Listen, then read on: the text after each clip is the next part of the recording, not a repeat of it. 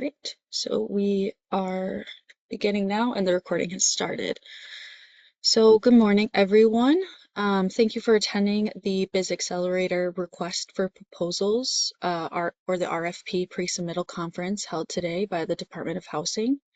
If you need assistance navigating the GoToWebinar platform as an attendee, please click the link on the slide.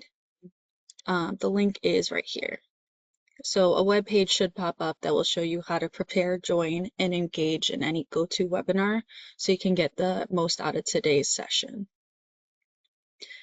So first I would like to cover a few housekeeping items before beginning the presentation.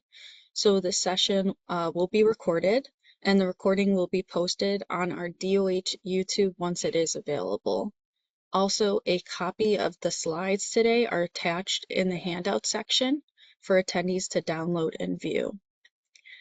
Please keep your mics muted during the presentation. There will be a dedicated time at the end of the presentation for questions and answers.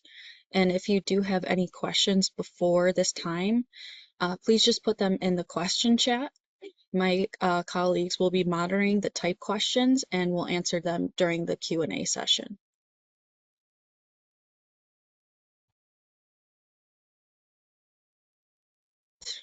On to our agenda for today.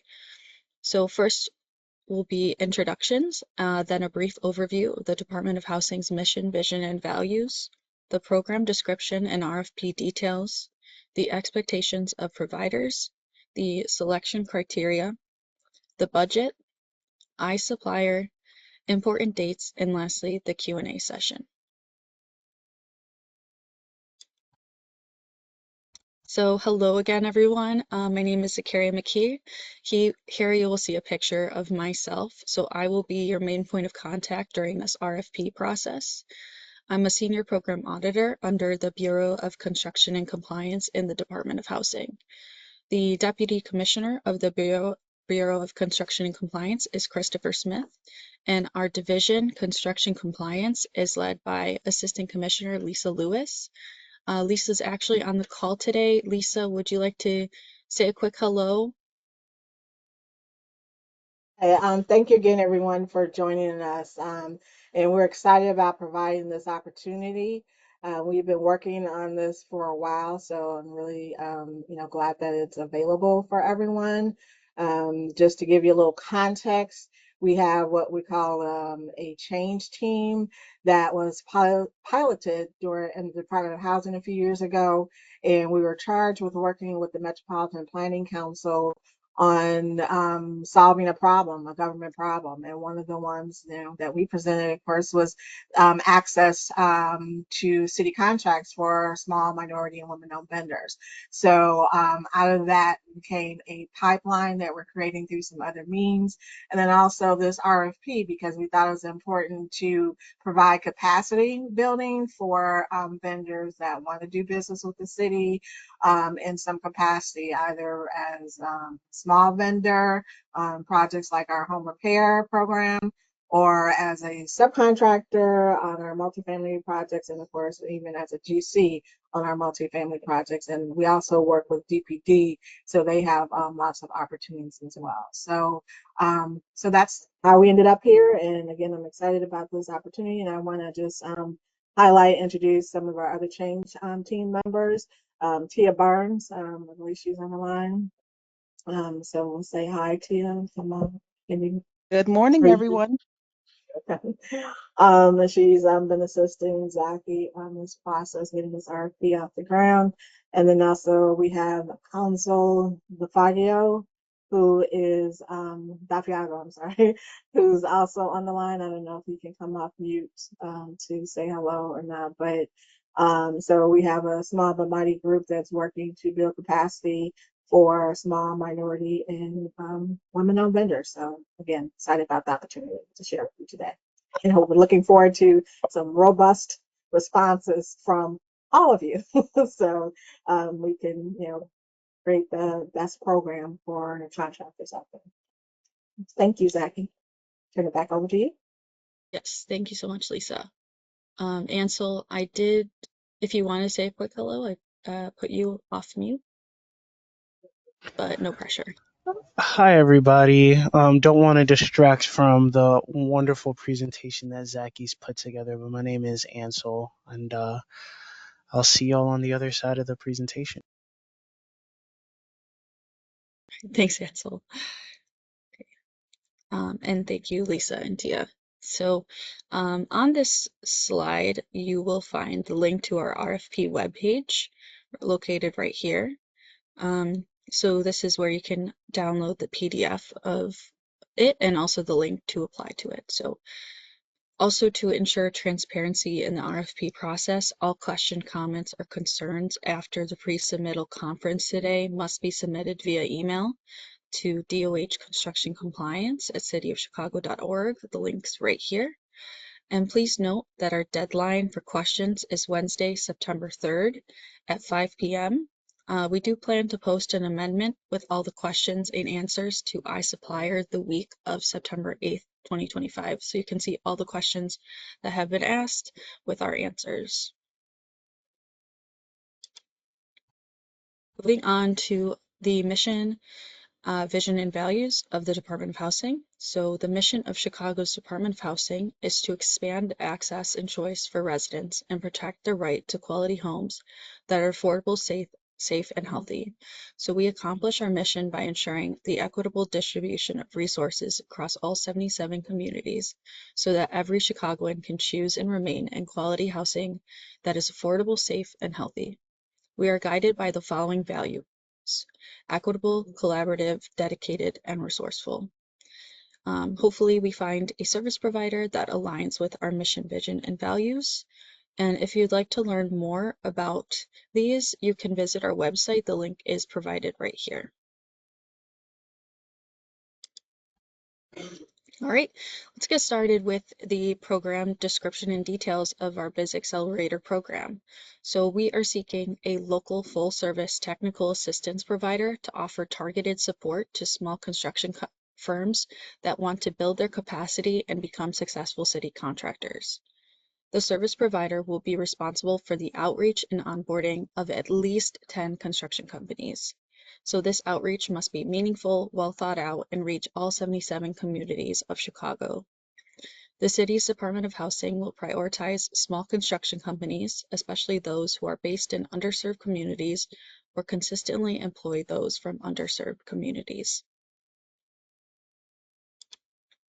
Okay, continuing on, once outreach is complete and at least 10 construction companies have been onboarded, the technical assistance provider must review company processes and financials to create an assessment report for DOH's review. After assessments are completed, the technical assistance provider will create, organize, and implement a tailored capacity building program for each construction firm based on their initial assessment report. Capacity building programs can include topics such as the following. Under business development, topics such as office administration, project scheduling, financial management, MWBE certification, if applicable, hiring skilled workers, marketing and advertising. And under construction management, topics such as estimating and bidding, contract negotiation and management, adding trades, and completing certified payrolls. So after capacity building programs are in place, the technical assistance provider will collect and analyze qualitative and quantitative data throughout the entirety of the program to tailor to specific company needs and determine program success. Service providers will be informed of the required reporting structure and must be able to provide data in a dynamic file type or an online platform. And these typically include applications such as Excel, Word, Adobe, and PowerPoint. So I know I just gave you a lot of information, so I thought I would summarize the program description on this slide. So I like to think of this program in 4 stages, or the technical assistance provider kind of looks at it in 4 stages. So the first being outreach and onboarding. So this stage is where your team will conduct outreach and eventually onboard at least 10 construction companies.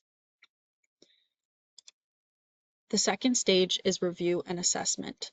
So this stage is where your team will review each company's processes and financials to create a detailed assessment report for DOH's review. Third stage, create and implement capacity building programs. So based on the assessment report, your team will create and implement a tailored capacity building program for each construction firm. This should cover topics that have already been noted, including office administration, financial management, certification, etc. And the last stage is monitor and collect data. So after capacity building programs are implemented, your team will collect and analyze qualitative and quantitative data throughout the entirety of the program to tailor to specific company needs and determine program success. All right. Let's talk about the expectations of providers. So the service provider should have at least 5 years experience in construction services and project management and have a proven history of providing similar services. Service providers will be expected to offer on-site and one-on-one training.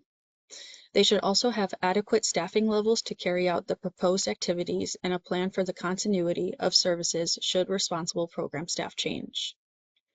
Also, they should have adequate systems, internal processes, and procedures outlining a manual for service delivery process and policy assisting individuals with limited English proficiency and people with disabilities, as well as hiring, recruitment, and staff training plans by human resources or other responsible parties. Service providers should have the capacity to coordinate and network with other public or private agencies. They should also have the ability to carry out services under the program within the allotted time frame of 1 year. And lastly, the ability to work under a reimbursement model and submit invoices to the city's Department of Housing for payment.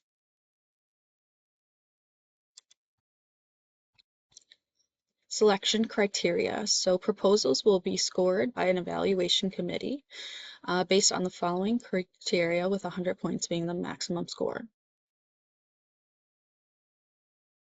So the first is the strength of the proposed program for 40 points. Next is organizational capacity monitoring for 35 points. Next is budget for 10 points. And lastly is the overall response for 15 points. Right. On to budget. So it's anticipated that funding will come from the Community Development Block Grant Program. So that's CDBG for short. So payments under this contract are by reimbursement only, and advance payments are not eligible under this RFP. The anticipated initial contract period will be January 1st, 2026 through December 31st, 2028, with up to 2 extensions, each not to exceed 1 year at the discretion of the city's Department of Housing based on the availability of funds, the need to extend services, and the respondent's performance. And the anticipated annual contract award is $200,000. So OBM informed me that CDBG now aligns with a 5-year timeframe, a 3-year initial contract with 2 1-year extensions or combination that totals 5 years. So that is why it is set up like that. However, you will need to spend the $200,000 within the year. And depending on budget, it should be available the next fiscal year. But like I said, it depends on budget availability. All right, iSupplier. So proposals must be submitted through the online application iSupplier. We will not accept emailed or fax proposals. And to complete an application for this RFP, applicants must have an account in the eProcurement/iSupplier system. So all potential respondents are required to register in the iSupplier portal at the link provided on the slide if you already don't have an account. Also, a very important note, if you do plan to respond to this RFP, please register to iSupplier as soon as you can because it can take up to a week to complete just the registration. Lastly, online training and materials are available at the link on this slide. You can also email customer support at the email on this slide if you're running into any troubles. All right, on to our last slide, important dates. So as previously mentioned, the deadline for questions is Wednesday, September 3rd, 2025 at 5 p.m. Central Standard Time. We do plan to publish an amendment of all questions and answers the week of September 8th, 2025 in iSupplier. And the deadline for submission is Wednesday, September 17th, 2025 at noon. All right, now I will leave space for questions. First, we'll go over all the questions that are in the chat, if there are any. And then after, if you have a question, just please raise your hand and I can unmute you and you can come off and ask me the question verbally.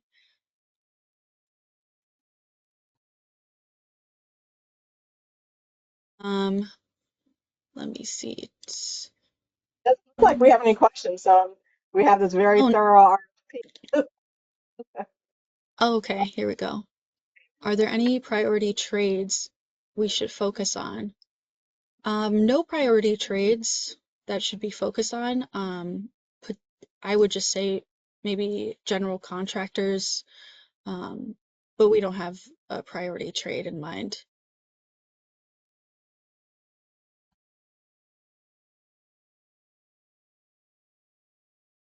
Right, and then I think I have a hand up here.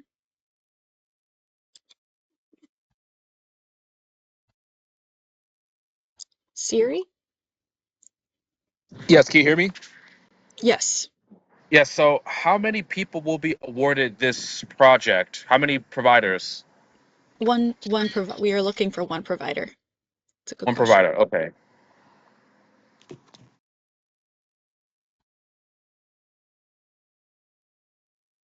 And I think Nikita has a question. 1 second. Okay, Nikita? Or, sorry, Nitika?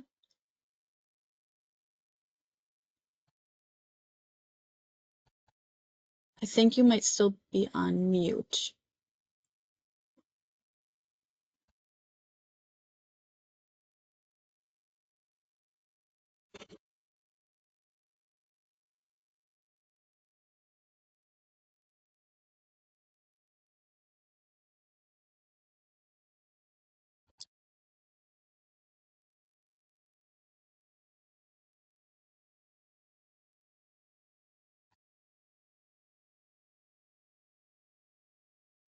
If I can't hear you, I requested you to unmute, but if you do have a question, put it in the chat and I can read it out loud.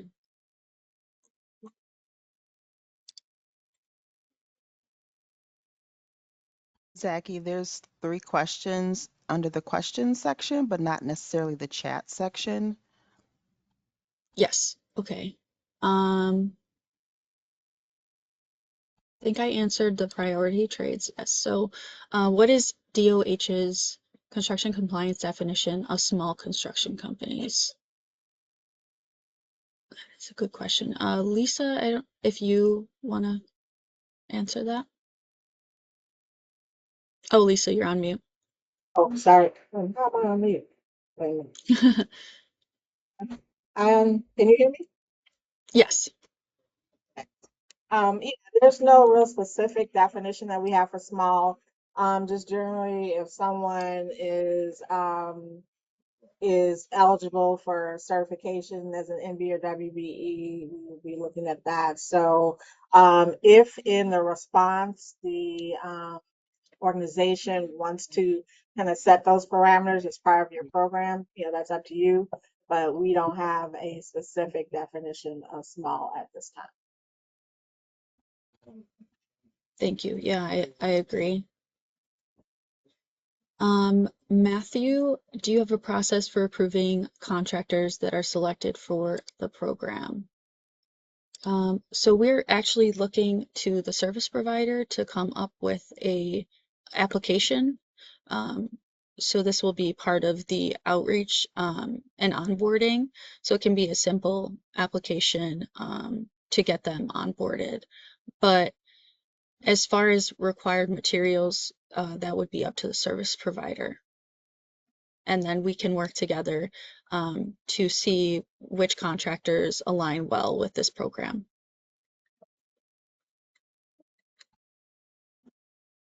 Is there an income threshold cap revenue amount per year for small businesses or specific number of years in business?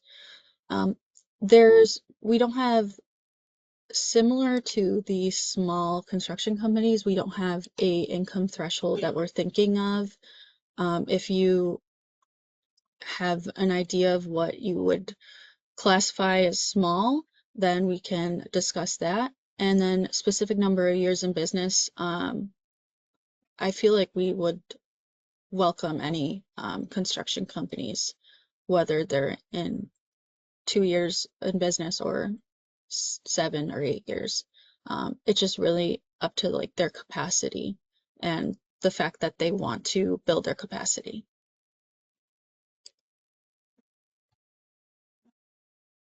And then I think is there an annual revenue minimum and max? I think that's similar to what was asked. And I think it's related to the construction companies. So, like I said, no minimum and maximum annual revenue. And just to clarify, I think that's from Martha Tita. Are you asking based on, for your company or for the companies you service? So can you take her off mute? Yep. So Yeah, Martha, for the companies we service. okay, all right, gotcha. All right, just wanted to make sure we had the right answer for you. Okay, thanks. And then Laverne, you have your hand up. Okay, should be able to speak. Okay, my question is, do you have specific things that you're looking for in the assessment report, or do you want us to determine what that should be? I What think data we're you want us looking, to collect? yeah. It would be up to you to determine what is in the assessment report, but what we're looking for is just general, like, where is the company financially and organizationally? Hopefully Okay, that that helps. answers your question. Right, yeah, that helps. Thanks. Okay, and then Siri, I believe you have another question. Yes. Can you define what's called capacity building? Because I feel like that could be interpreted in multiple ways. It could be just providing consultation, or it could be something more hands-on, or a combination of both. Thank you so much.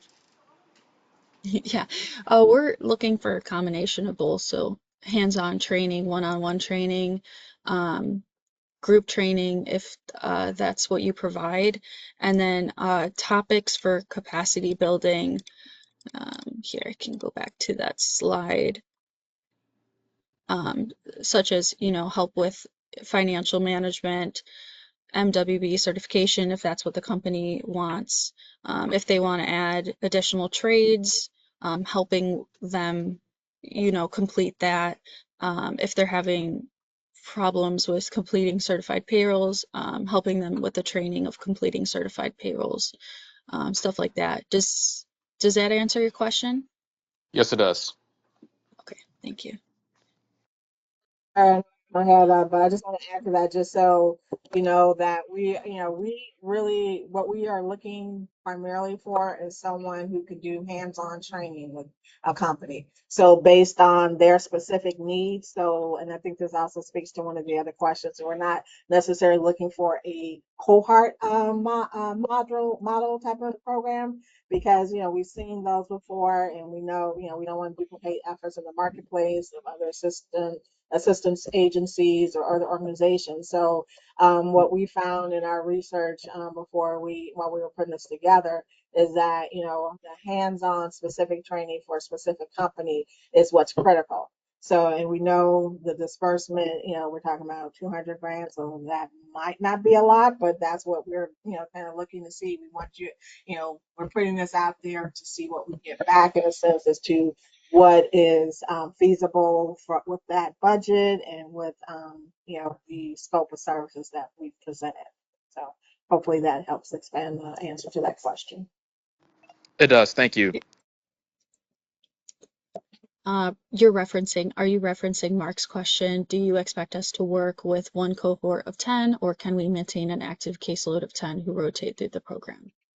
Right, yeah, that so the preferred method is an active group of 10 where you're looking at them individually, doing the assessment of their particular company and identifying, of course, there might be 10 areas where they need help, but if you want to prioritize, based on your assessment that, their biggest thing may be estimating, that's where not a professional or team in order to assist them with the estimating process. And similar for, contract negotiation and management, because of course I'm sure y'all have come across the same thing that we have, where you might have someone that can go in the room, eyeball it, tell you how much paint they need if they're a painter, and in order to get the job done, but they may not be able to respond to an RFP in a way that answer the questions they're expected of them, or put together a budget, in response to an RFP or RFQ. So that's, the kind of detail that we're hoping to make an impact on. So, and we don't think these goals are lofty, but, it depends on what you all come back with. If you say that, tell us what, can be done within these parameters, that would help us as well. And these questions, of course, are very helpful too, in case we need to make any amendments to the scope in any way going forward. And then we have a question in the chat. What is the cadence of reimbursement? Is it quarterly? It will be up to you. You will bill as you go. So you will voucher to the city and then we'll review that voucher. Okay, let me see what I missed. Okay. Nitika, first of all, appreciate thoughtfulness with 4 stages, mirrors how we work with our clients. I'm curious about what's the measure of success / impact metrics for participating construction firms. How will you know if the service provider is delivering on the goals? Yeah, that's a good question. We plan to, once you onboard those 10 construction companies, we plan to work alongside you and also talk with the construction companies that you've onboarded and, get their feedback, but then also look at the data that you're providing us to see, are they getting more contracts, for example, or are they having an easier time completing certified payrolls, or did they want to get MBE certified and then you help them get MBE certified? So we'll be looking at that to see what their evolution is from when you first onboarded them versus where they are at the end of the program, or did their revenues increase, for example, stuff like that.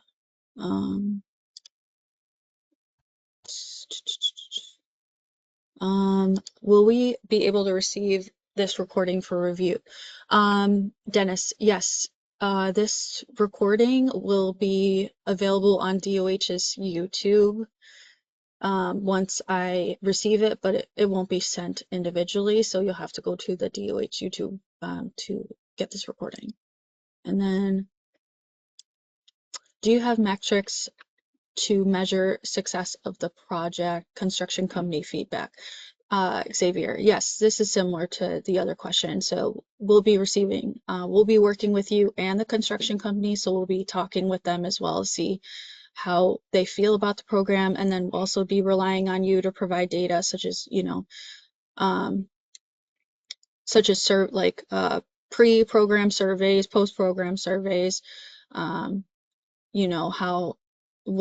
like I said before, maybe what their revenue was in the beginning versus the end, or how many if they've gotten any new projects while you've been working with them, those type of metrics to determine how successful the program is.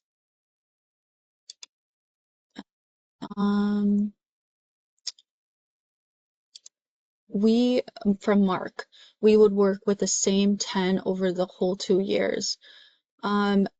Not necessarily. It depends on the company. We would like you to onboard, you know, if we do have funding for the next year, we would like you to onboard more companies and, you know, help as many companies as we can. But say that you have a company that you had in the first year that's still struggling, still needs help, we would consider, you could consider keeping that company. But we would like you to onboard more, depending whether we have the budget for it or not. Is your preference, oh, from Matthew, is your preference for one-on-one coaching after we identify the 10 contractors for the program? Yes, we would like some one-on-one coaching with each of them, but we also would accept group training classes as well. And then also we will work with you to see, you know, what is the best. Maybe some of the companies do well in group settings versus one-on-one trainings.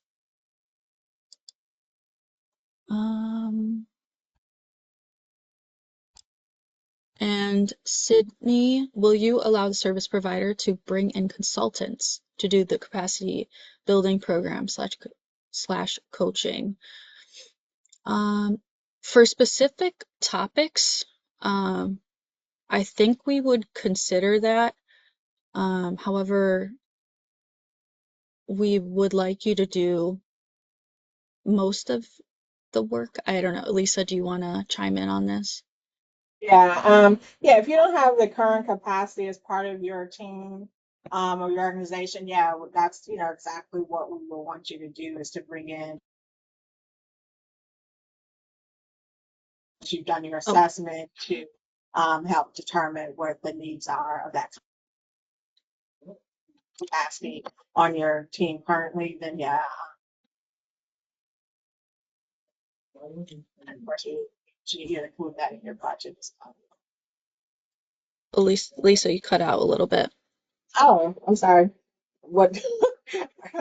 Speaking directly into me. Sorry about that, but yeah, I just wanted to say, yeah, consultants are appropriate to bring on to help with the capacity building. And then I believe, wait, Siri, you have your hand up. 1 second. Let me enable your mic. Okay, Siri. Okay. My first question is there going to be also a budget that we have to attach to our application, or will we be provided a budget template to fill in to submit with our Mhm. application? Yeah, we have a budget template, so you fill out that template. Okay. And then I actually just forgot my other question. It'll come back to me though. Okay. Any other? Okay, here we go. We have one more. Is applying to a city contract a requirement as a measure of success? It could be, however, we're gonna look to you to see, you know, Yeah, yeah. what measurements, you know, Okay. you're About looking what for. time? All right, what time? I think someone is on here. Wait. Um, no, it's not a requirement per se, but you know, it could be a measure. So again, we're looking the provider to, you know, give us, you know, upfront, you know, what some of their metrics would be, and we may add to that. So, so this will probably, I wouldn't say be unlike any other contract you may have had, but yeah, we'll be hands-on as much as possible. Of course, we're having a program administrator do this for us, but again, this is a first venture for us, or I think in December, we actually police department to do something like this. So we will be, you know, attached at the hip as much as possible. Yeah, we will be working with you to see, you know, to determine that program success. In the RFP, it does mention, you know, data can include, you know, the total number of businesses you've served, the number of like one-on-one trainings you've completed and who's attended, for example, the number of group meetings you've had or the number of one-on-one meetings, the business information from the participants, such as demographic or information from them, and pre and post program surveys are just some few examples. Are virtual trainings programs allowed? Yes, they are. Yeah, if you're doing, for example, if your contractors need training on completing certified payrolls and that's online, that is completely acceptable. However, we will like for you to meet with them in person as well. Is the funding for this program fully secured, or are there uncertainties that we should be aware with the current federal funding environment? That is a good question. It has been budgeted, however, I would say it's always up in the air with grant money, unfortunately. Oh, Lisa, if you're talking, you're on mute. Better? Can you hear me? Yes, I can hear you now. Okay. Um, yeah, and answer the question, yeah, sorry. Oh, as far as the funding, as Zachy mentioned, yeah, we work with our Office of Budget Management. And we were told we have it secured for this first year. So we definitely know we can provide it for the first year in 2026. So any resulting contract will be from January 1 to December 31. So, and we hope to know within enough time. Usually budget season starts around October, so hopefully by October 2026, we will know if it'll sooner. So again, yeah, it's look at it year to year. Instead of, even though we have a 3-year engagement, I would not plan for like, a $600,000, engagement, but for an annual $200,000.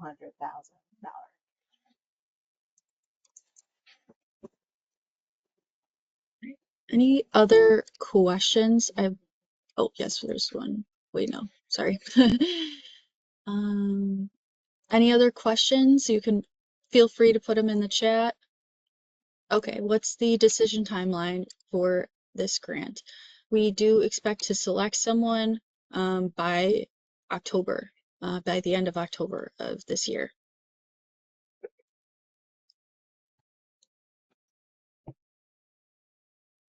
So hopefully you will hear from us late October if you've applied, whether you've received it or not, and then we will work with you to begin the contracting process. There's a hand raised. Yes. Okay. Go ahead, Siri. Yeah. So the provider, do they have to be a nonprofit or can it be for profit? Yeah, they can be a nonprofit or a for-profit company. Okay. And then my next question is, do they need to be registered with like GATA or SAMS.gov or anything? We do require, let's see, we do require SAM certificate as part of Okay. the, yeah. Okay.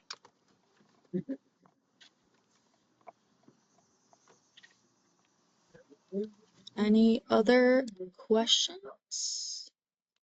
Let me see.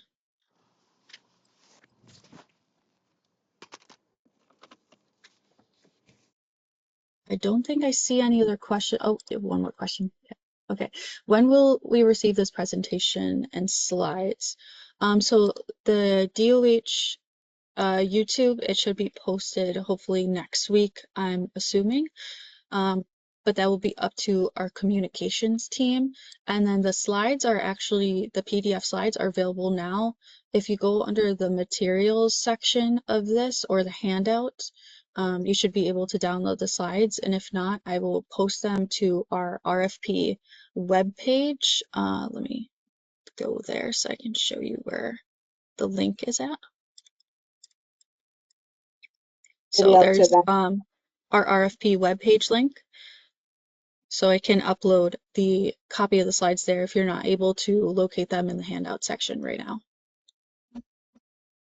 Jackie, can you hear me? I was just saying, can we post the video of the session to the website as well, do you think, in addition to the YouTube channel? Yeah, I could talk to comms about that. I think it might just be a link to the YouTube, but Oh, I assume we could post it to our webpage.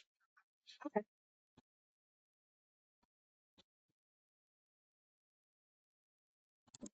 I know I reserved a lot of time, so we still have a lot of time in case anyone else has any other questions. Oh, okay, here we go. Can review budget information. You mentioned that 200K must be used the first year, but extensions will be allowed up to 2 years. Yes. So let me go to the budget slide.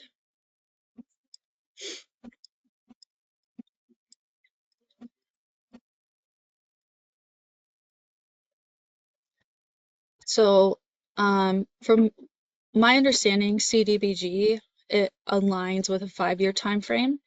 So it requires a 3-year initial contract with 2 1-year extensions, or a combination that totals 5 years, which is why we had to create our anticipated initial contract period from January 1st through December 31st of 2028. But then you have the ability, if there is funding, of course, to have to have 2 1-year extensions. My apologies.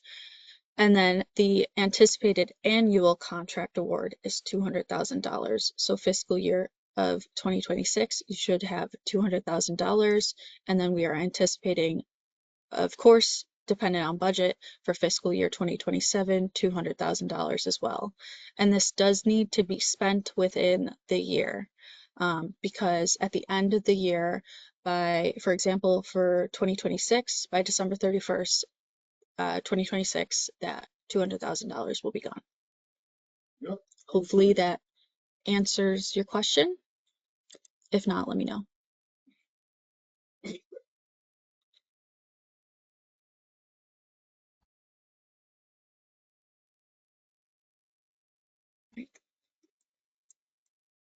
Let me see.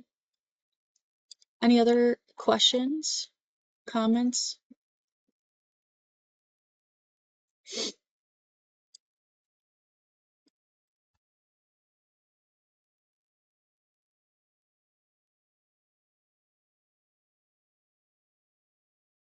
And if you have a question, just please raise your hand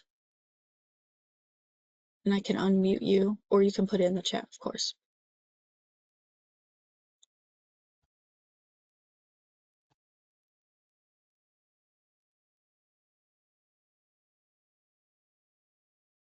All right, I don't think there's any other questions.